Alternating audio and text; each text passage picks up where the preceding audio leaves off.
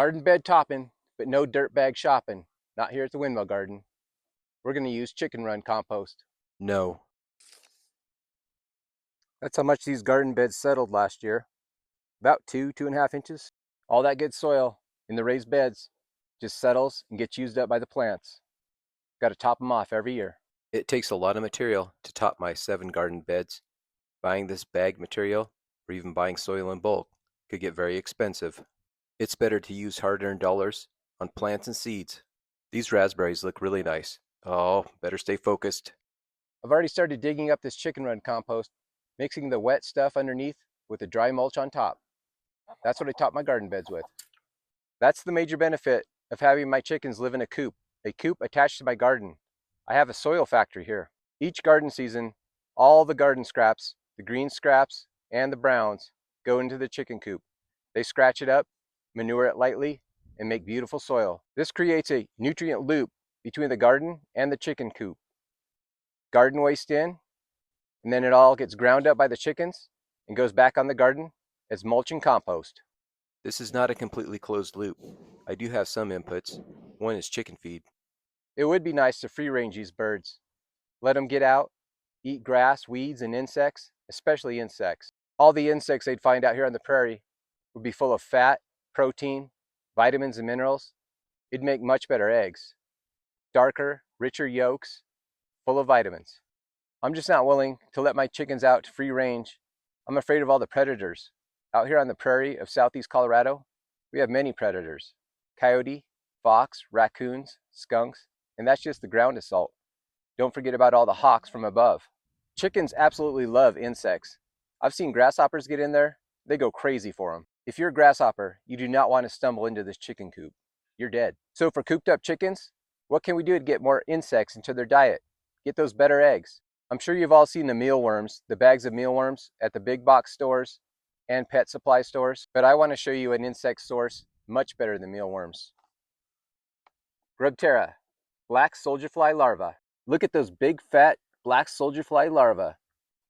My chickens love them, but they're not just for chickens. These can be fed to reptiles, fish, and other birds. Stronger eggshells, healthy feathers, and Grub Terra, black soldier fly larvae, are sustainably grown. And here's one of the ways these black soldier fly larvae beat mealworms: 75% more calcium. It's a lot of work keeping up a soil factory and making an egg every 2 or 3 days. These chickens need some good treats, some good nutritious treats. An egg, one of nature's most perfect foods, is 10% shell, that's calcium, 58% whites, that's protein, and 32% yolk, that's mostly fats. Eggs are also loaded with vitamins and minerals. They have vitamin A, D, E, B12, and folate. The nutrient breakdown of these black soldier fly larvae from Grub Terra is 34% protein, 32% fat, and 1% calcium. That's a lot like an egg. That's a match made in chicken heaven. Another thing I really like about these black soldier fly larvae from Grub Terra is that they are sustainably grown. They are grown with pre-consumer waste from supermarkets.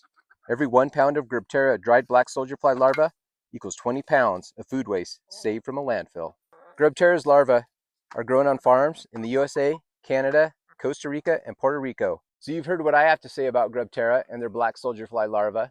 I like them a lot, and I'm excited to see what they do for my eggs. But you should check this company out for yourself and learn more about it. I have a link in the description of this video to take you to Grub Terra's website. Let's see what these experts have to say about black soldier fly larvae.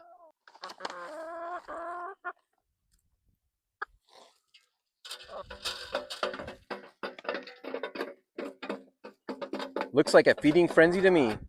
That was a lot of fun. Thanks, Grub Terra. Let's get back to topping those beds.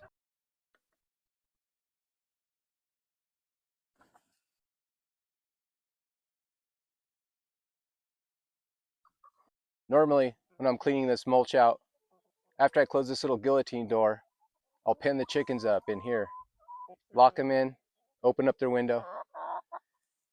I kind of like the company today, though. Whoa, slow down there. That's what it looks like when a grasshopper comes in the coop.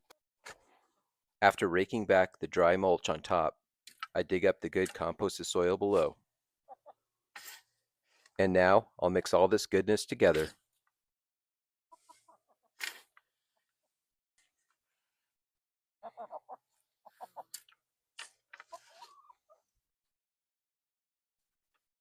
Let's get this beautiful soil onto the garden beds.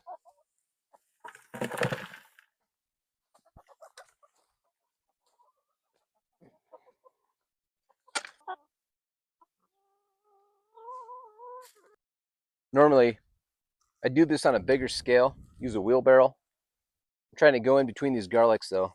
I'm gonna try to be careful. Cover up these water lines. This good mulch will classify itself. The mulchy bits float to the top, and this compost sinks to the bottom to feed the plants. Look at that good stuff.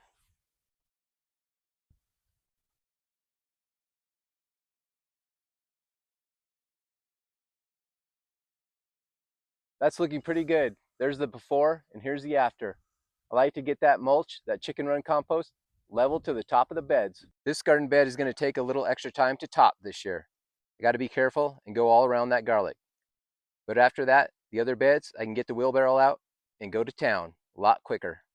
Thank you very much, chickens, for all the delicious eggs and the beautiful garden soil. Well, that's how I top my garden beds in the spring with chicken run compost. I'm starting to lose the light. I'm going to have to pick this project up tomorrow. Thanks for your help, and I hope to see you next time at the Windmill Garden. You fill 900 wheelbarrows, what do you get? Another day older, but you don't get sick. Chick, chick, chick, chick, chickadee, chick.